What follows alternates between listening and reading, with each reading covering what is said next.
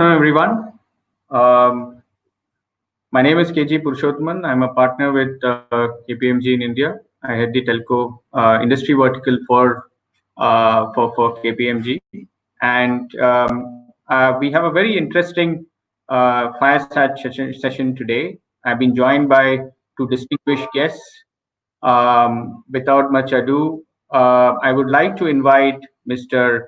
Anuj Jain. Anuj from Reliance Jio. Anuj, if you could come in. Hello, hi everyone. And hello, Anuj. How are you? Fine. Good to see you, Puru. Thank you, Anuj. I would also like to invite Mr. Ludwig from Ericsson.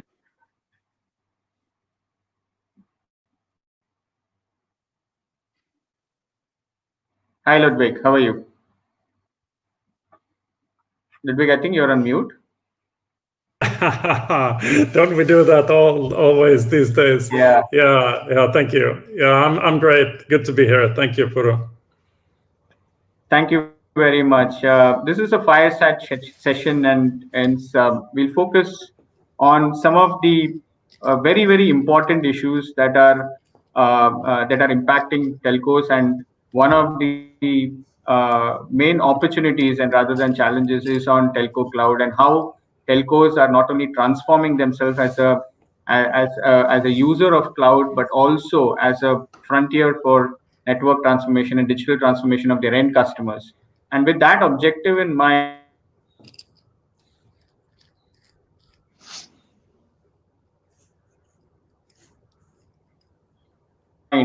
next for everyone, the cloud market, the global cloud market is somewhere estimated from a telco space in the range of around $22 billion, and it's expected to nearly triple by 2025. The expected growth rate is approximately 20%. But the telco cloud market, in the larger scheme of things, from a cloud market itself, is a very minuscule part. Although telcos have a very big role when it comes to connectivity, how can telcos play a bigger role when it comes to the cloud market for their end customers? Is what is going to transform the way enterprises use cloud, and how telcos are going to play an integral role in actually helping those enterprises manage cloud. With me, I have Anuj, who's the president of Reliance Jio, as well as Ludwig, who's head of digital transformation for Ericsson. And I will directly get into the specific question because it's a fireside chat. To you, Anuj, how do you see the role of telcos, very specifically in the area of cloud and cloud transformation? How is this role changing? How are telcos maturing in their journey towards cloud transformation? So thanks, Puru. Very important transformation for Geo specifically.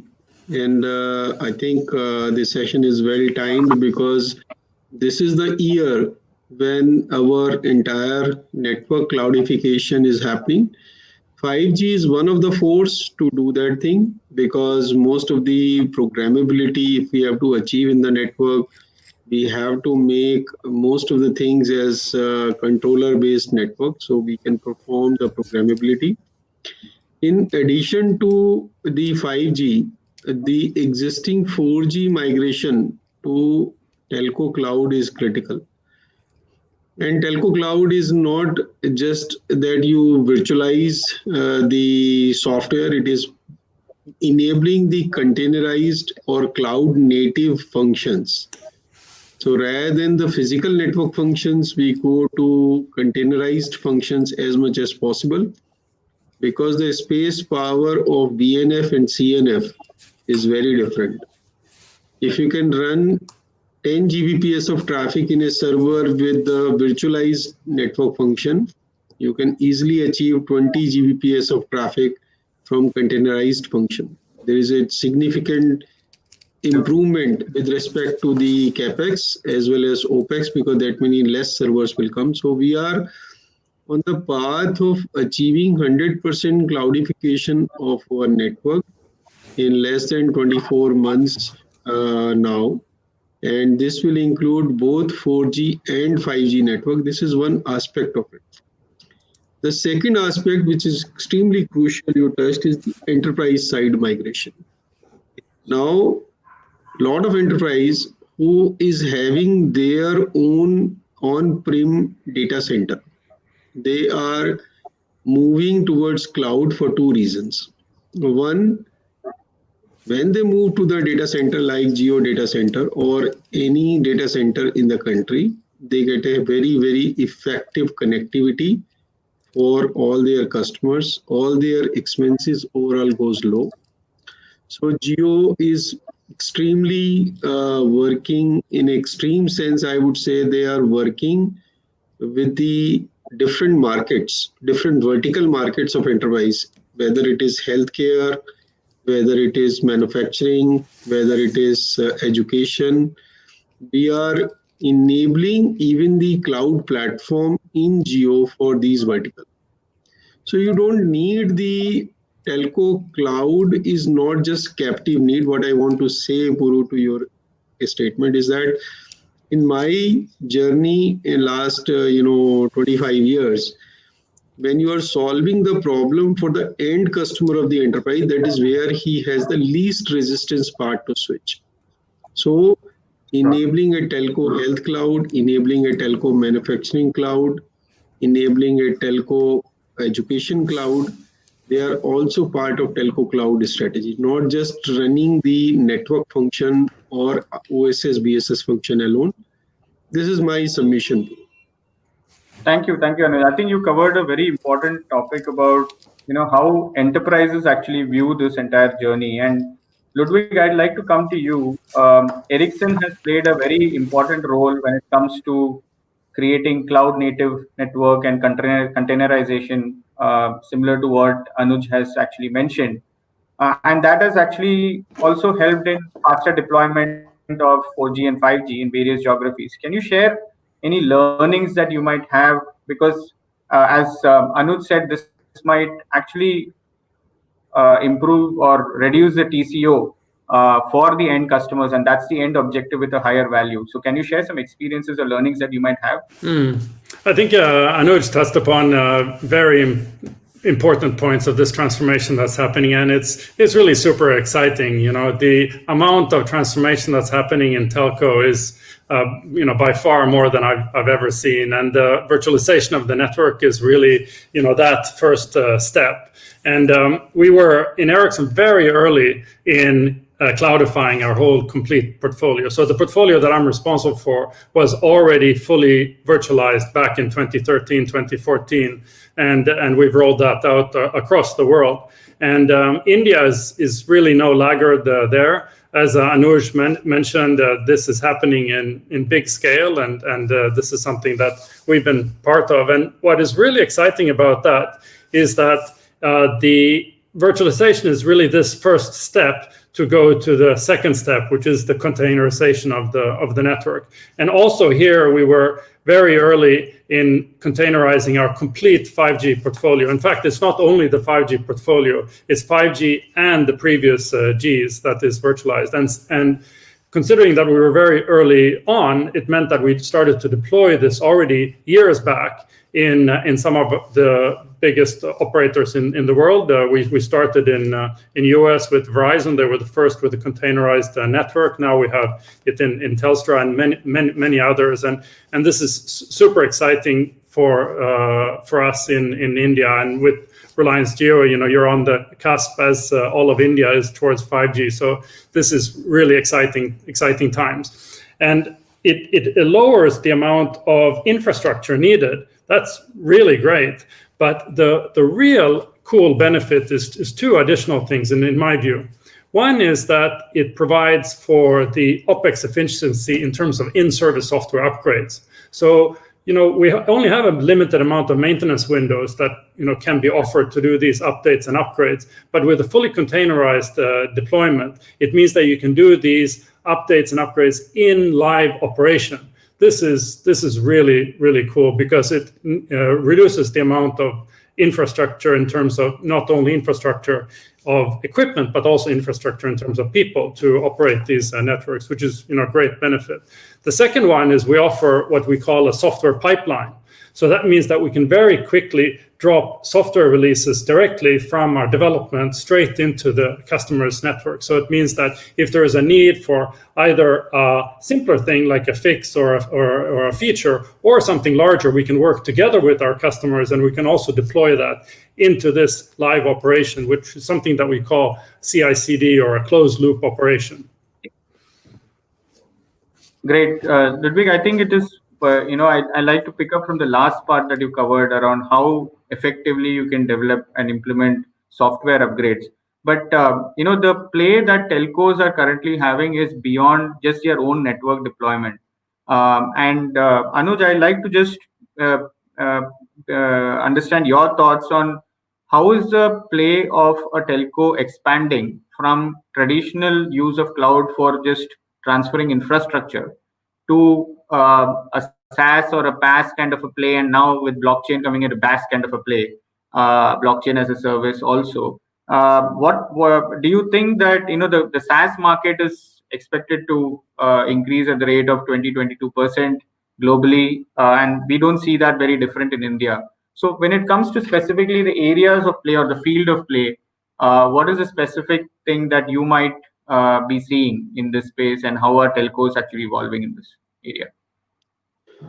So what is we want as a telecom operator? We want to operate at a scale and we want a carrier grade functionality when we are doing certain thing and delivering to the customer. Because as a telecom operator, we always talk in millions of subscribers. So anything which is a web scale and anything which is a platform centric rather than product centric approach. So what I mean by this may be a little digression from the question, but a SaaS, when we are talking, it is not a product SaaS. It is a platform SaaS. And this platform is an ecosystem of all the features which the end customer needs.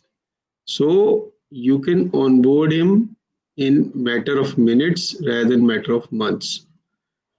If we have this play as a platform availability for various enterprise verticals, then I think what telecom operator we used to sell as CRBT as a VAS service, this VAS new name is SaaS for us.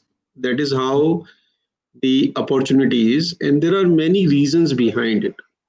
For example, today Reliance Jio has thousands of employees which are visiting every day the vertical or enterprise vertical customers, finance customers, education customers, health customers.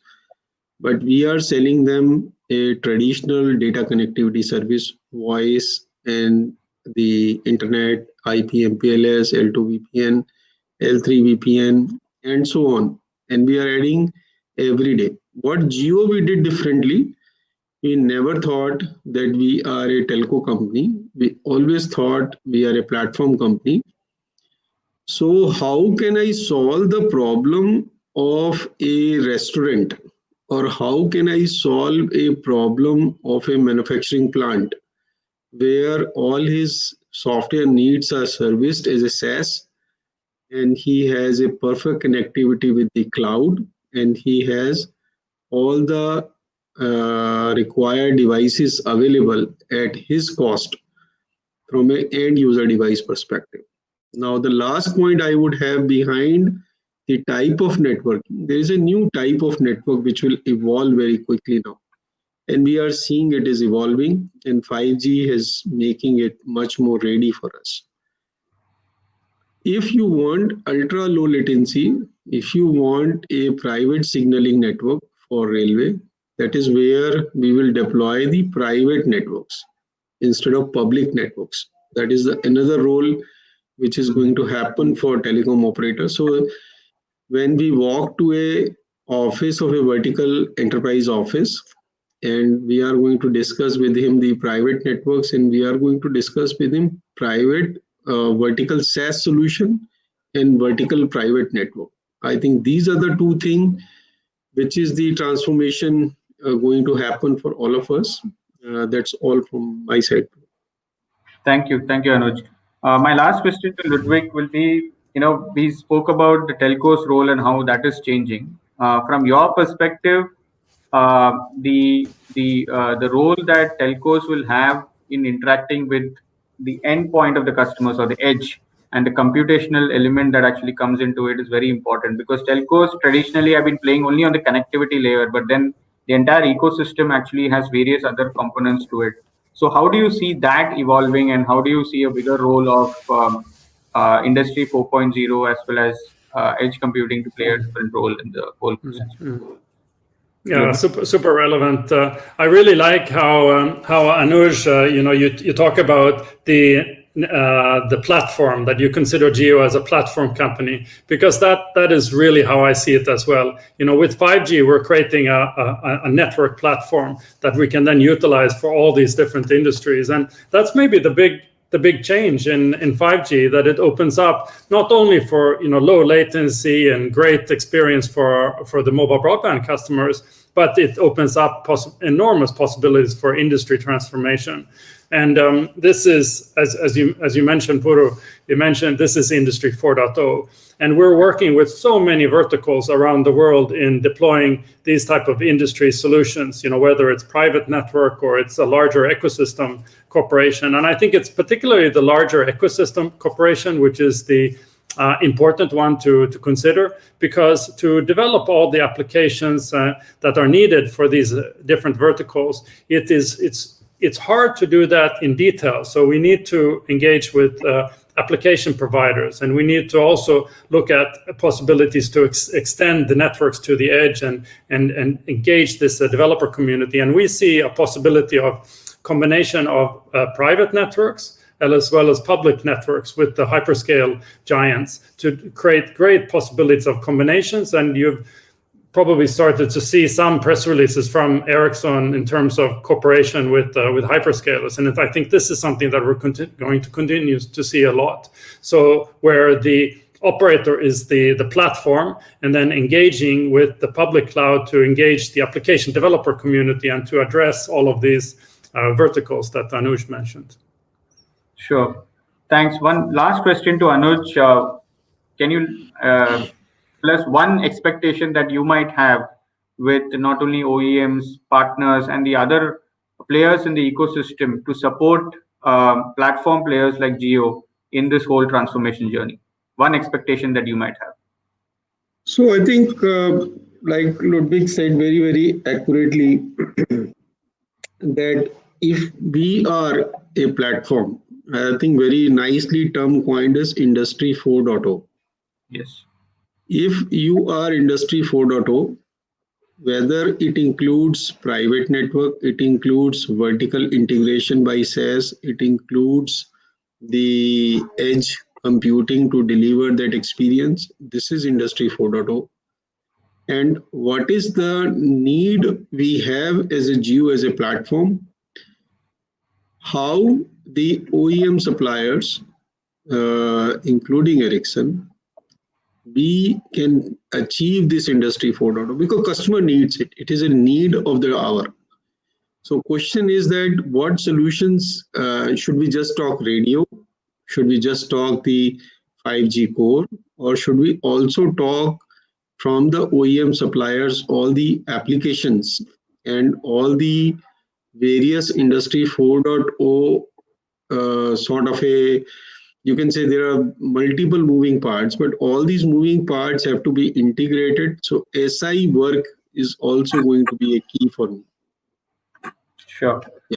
Thank you very much. I think we just have that much time for us, but this topic can actually go on for more than a few hours. But thank you very much. I take it's a great privilege to have you, Anuj, as well as Ludwig on this forum. Have a nice day, and catch up with you soon. Bye. Thank you so much. Thank you. Thank you all. Take care. Appreciate it.